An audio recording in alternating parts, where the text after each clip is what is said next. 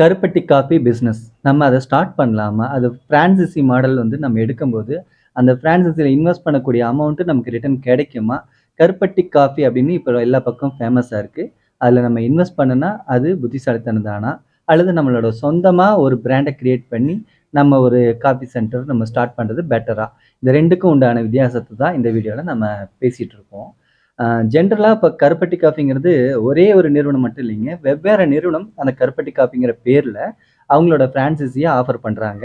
நம்ம எந்த நிறுவனத்தில நமக்கு உண்டான பிரான்சைசி அமௌண்ட் நம்மளோட இன்வெஸ்ட்மென்ட்க்கு தகுந்த மாரி இருக்கோ, அந்த இடத்துல நம்ம டெபாசிட் பண்ணி நம்ம வாங்கிக்கலாம். டேஸ்ட் வைஸ் பார்த்தீங்கன்னா, எல்லா இடத்துலயுமே கிட்டத்தட்ட நியரஸ்ட்டா ஒரே மாரி தான் குடுக்குறாங்கன்னு தான் அ நம்ம புரிஞ்சுக்க முடியுது. பட் எந்த கருப்பட்டி காப்பில நம்ம இன்வெஸ்ட் பண்ணோம்னா நமக்கு பிராண்டிங் ஆகும் அப்படிங்கிறத நம்ம வந்து புரிஞ்சுகிட்டு அங்க இன்வெஸ்ட் பண்றது பெட்டர். சமீபத்தில ஒரு நம்ம பேட்டி ஒண்ணு பார்க்க நேர்ந்தது.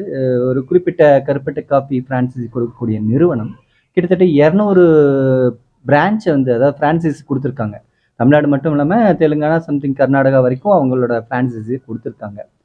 நீங்க இந்த மாரியான ஒரு பிரான்சைஸியா எடுத்துக்கிறவங்களா இருந்தீங்கன்னா, அதுல நீங்க எவ்வளோ இன்வெஸ்ட் பண்ணக்கூடியவங்க? அதுல உங்களோட ரிட்டர்ன்ஸ் எவ்வளோ? அப்படிங்கிறத பத்தி கொஞ்சம் யோசனை பண்ணணும். ஏன் அப்படின்னா, எந்த ஒரு பிரான்சைஸியும் யாரும் ஃப்ரீயா கொடுக்க மாட்டாங்க. நான் கஷ்டப்பட்டு ஒரு பிராண்ட கிரியேட் பண்ணியிருக்கேன். அந்த பிராண்ட வந்து தூக்கி அப்படியே குடுக்க போறதில்ல. ஸோ எந்த பிரான்சைஸி நீங்க எடுத்தீங்கனாலும், அதுல வந்து குறிப்பிட்ட அளவு நீங்க வந்து ஒரு டெபாசிட் நான் ரீஃபண்டபிள் டெபாசிட்டா அவங்களோட பிராண்ட நம்ம யூஸ் பண்றதுக்கு நம்ம பே பண்ண வேண்டியிருக்கும். நம்மளோட ஓன் கம்பெனி நம்ம கிரியேட் பண்ணும்பொழுது, அந்த பேமெண்ட்ட வந்து நம்மளுடைய பிராண்ட டெவலப் பண்றதுக்கு நம்ம யூஸ் பண்றதுக்கு கூட ஒரு விதத்துல நல்ல விஷயம் தான். இப்படி அடுத்தவங்களோட ஒரு பிராண்ட் அதாவது அடுத்தவங்களோட பிராண்டுன்னு பார்க்காம, ஏற்கனவே மார்க்கெட்ல ஃபேமஸா இருக்கக்கூடிய பிராண்டு நம்ம எடுத்து, நம்ம அதுல இன்வெஸ்ட் பண்ணி மேற்கொண்டு நம்ம பண்ண போறோம். பொதுவா இந்த கருப்பட்டி காஃபி பத்தி ஸ்பெஷலா பேசணும் அப்படின்னா, பிரான்சைசி கொடுக்கிறவங்களுக்கு ஒரு நல்ல லாபம் இருக்கும். எப்படின்னு கேட்டீங்கன்னா, கிட்டத்தட்ட 200 பிரான்சைசி அவங்க குடுத்துருக்காங்க அப்படின்னா, ஒரு பிரான்சைசிக்கு மினிமம் ரூ. 2,00,000 நான் ரீஃபண்டபிள் அமௌண்ட் அவங்க கலெக்ட் பண்ணியிருந்தாலுமே, 200 பிரான்சைசிக்கு எவ்வளோ பேமெண்ட்டு அவங்க கலெக்ட் பண்ணியிருப்பாங்க. அதுல பிசினஸ் நடக்குது. அதுல வந்து வடை, போண்டா, காஃபி இதெல்லாம் சேல் ஆகுது, ஆகல. ஆனா, அவங்களுக்கு அந்த பிரான்சைசி மூலியமா அவங்க டெபாசிட்டா வாங்குன பணமே ஒரு பெரிய தொகையா கிடைச்சிருக்கும். அந்த பிராண்ட பில்ட் பண்ணதுக்குண்டான ப்ராஃபிட்ட அவங்க கண்டிப்பா எடுத்திருப்பாங்க. பட் அவங்க கிட்ட நம்ம ஒரு ஃப்ரான்சைசி எடுத்திருக்கோம் அப்படின்னா, அந்த ஃப்ரான்சைசி நான் ரீஃபண்டபிள் அமௌண்ட்ட ஒரு 2,00,000 அது போக இன்டீரியர் டெவலப்மென்ட்க்கு மத்த சைனேஜ், ப்ராப்பர்ட்டீஸ் குடுக்குறதுக்கெல்லாம் சேர்த்து ஒரு 5-6 லேக்ஸ் வந்து மினிமம் நம்ம அவங்ககிட்ட குடுக்குற மாரி இருக்கும். இது தனியா அவங்ககிட்ட குடுக்குறது. அது இல்லாம நம்மளோட இடத்துக்காகவும், ரென்ட்டு மத்த இதுக்கெல்லாம் செலவு பண்ண வேண்டியதெல்லாம் நம்மளோட பொறுப்பு. நீங்க ஒரு மெயின் ரோட்ல பார்க்குறீங்கன்னா, அந்த இடத்தோட ஓன் லேண்டா இருந்தா பரவால்ல. நீங்க வெளிய எடுக்கிறதா இருந்தா அதுக்கு 2,00,000 அந்த மாரி டெபாசிட் பண்ற மாரி இருக்கும். பில்டிங் ஓனருக்கு குடுக்குற மாரி இருக்கும். அது போக நீங்க ஒரு இது செட்டப் ரெடி பண்றதுக்கும் கொஞ்சம் இன்வெஸ்ட் பண்ண வேண்டியது இருக்கும். இதெல்லாம் தாண்டி தான் நீங்க அந்த ஃபிரான்சைஸி எடுக்க போறீங்க. ஸோ ஒரு ஒரு மீடியமான ஒரு ஃபிரான்சைஸி மாடல்ல ஒரு கருப்பட்டி காப்பி மாதிரியான ஒரு செட்டப் நீங்க ரெடி பண்ணினீங்கன்னா, அதே 8-12 லேக்ஸ்க்குள்ள வந்து ஒரு ஒரு நல்லா சொல்லிக்கூட அளவுல வந்து ஒரு பிசினஸ நீங்களே கிரியேட் பண்ண முடியும்.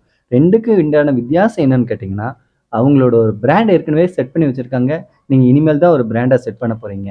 உங்கனால ஒரு பிராண்ட யூனிக்கா கிரியேட் பண்ண முடியும். அதுல சக்சஸ் பண்ண முடியும் அப்படிங்கிற ஒரு நம்பிக்கை இருந்ததுன்னா, நீங்க உங்களோட ஓன் பிராண்ட்ல போறது தான் நான் அட்வைஸ் பண்ணுவேன். பிகாஸ் அடுத்தவங்களோட பிராண்ட் என்னைக்குமே வந்து நம்ம ரெகுலரா யூஸ் பண்ண முடியுமா அப்படின்னா, எப்படின்னு சொல்ல முடியாது.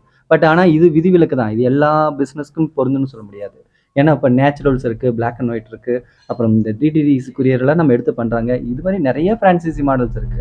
அந்த மாடல்ல நெறைய விஷயத்த நம்ம ஓனா பிராண்ட கிரியேட் பண்ண முடியாது.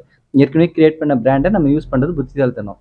பட் இந்த மாரியான ஒரு ஒரு என்ன சொல்றது? ஒரு காமன் ஒரு ஃபுட் ரிலேட்டடான ஒரு பிசினஸ்ல அந்த பிராண்ட யூஸ் பண்ணி தான் அதுக்காக தான் மக்கள் வராங்களான்னா, எனக்கு தெரிஞ்ச வகையில என்னோட அறிவுக்குட்பட்டு அது ஒன் ஆஃப் த ரீசன் தான் தவிர, அதுல இருக்கிற டேஸ்ட்டும், நம்ம குடுக்குற யூனிக்னெஸ்ஸும், அந்த கஸ்டமர் ரிலேஷன்ஷிப்பும் நம்ம எந்த அளவுக்கு மெயின்டெயின் பண்றோமோ, அதுக்கு தகுந்த மாரி தான கஸ்டமர்ஸ் வருவாங்க. ஏன்னா இதுக்காக தேடி போய் சாப்பிடுறதெல்லாம் வந்து ஏதோ 1, 2 டைம் தான் நடக்குமே தவிர, இது ரெகுலர் ஒரு பிசினஸ கிரியேட் பண்ணவே பண்ணாது. அப்போ உங்களோட ஓன் பிராண்ட்ல நீங்க கிரியேட் பண்ணீங்கன்னா, உங்களோட பிராண்டையே நீங்க மத்தவங்களுக்கு பிரான்சைஸ் குடுக்குற அளவுக்கு நீங்க வளர முடியும். அதே அடுத்தவங்க பிராண்ட நீங்க வாங்கி யூஸ் பண்ணும்போது என்னன்னா, ஆரம்பத்தில அது லாபம் தரக்கூடிய அளவுல ஒரு ஒரு இனிஷியலா உங்களுக்கு ப்ராஃபிட்ட குடுத்தாலுமே, அது லைஃப் டைம் உங்களுக்கு ப்ராஃபிட் குடுக்குமா? அப்படிங்கிறதுல ஒரு டவுட் இருக்க தான் செய்யுது. பட் இன்னொரு ஆப்ஷன் என்னன்னா, இதுல ஒரு நல்ல வழி என்னன்னா, அவங்க வந்து ஒரு குறிப்பிட்ட அளவுக்கு வந்து ட்ரெய்னிங் பீரியடையும் அவங்க வழங்குறாங்க அப்படிங்கும்போது, உங்களுக்கு இந்த பிசினஸ்ல எந்த ஒரு ஐடியாவுமே இல்ல. எந்த ஒரு நாலேட்ஜுமே இல்ல. அப்போ நம்ம தாராளமா அவங்க குடுக்குற விஷயங்கள நம்ம எடுத்துக்கிட்டு, நம்ம அந்த பிசினஸ்ல கொஞ்சம் டெவலப் ஆகுற அளவுக்கு நம்ம முடியும். ஒரு நம்பிக்கையான இன்வெஸ்ட்மென்ட்டா குடுக்க முடியும். ஸோ அது வந்து ஒரு சாதகமான விஷயமும் கூட. பட் ஆனா இன்னொரு விஷயங்க, உங்களுக்கு தான் அந்த பிசினஸ்ல இன்வெஸ்ட்மென்ட் சாரி அந்த பிசினஸ்ல உங்களுக்கு தான் எக்ஸ்பீரியன்ஸே இல்லையே! அப்புறம் ஏன் நீங்க அந்த பிசினஸ் பண்ணணும்னு ஆசைப்படுறீங்க? ஒரு 2 மாசம் அல்லது 3 மாசம் குறைந்தபட்சம் ஏதாவது ஒரு பக்கம் நீங்க அத ட்ரெய்னிங் எடுத்துட்டாவது நீங்க அந்த பிசினஸ் செக்டாருக்குள்ள போலாமே!